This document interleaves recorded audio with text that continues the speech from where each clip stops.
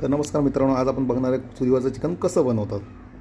सुरुवातीला चिकनला तडका दिला, चुलीवर टोप ठेवला, तेल ओतलं, कांदा लाल फ्राय होईपर्यंत तापवला. त्यात आला लसूण पेस्ट टाकली, मालवणी मसाला तो फ्राय केला आणि चिकनचे पीस टाकून ते मसाल्यामध्ये फ्राय केले.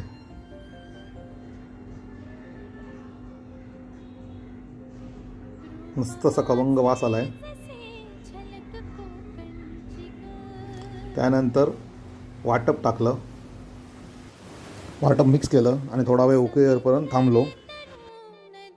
मालवणी मसाल्याचा मस्त असा खमंग वास सुटलेला आणि थोड्याच वेळात आपलं चिकन तयार झालं.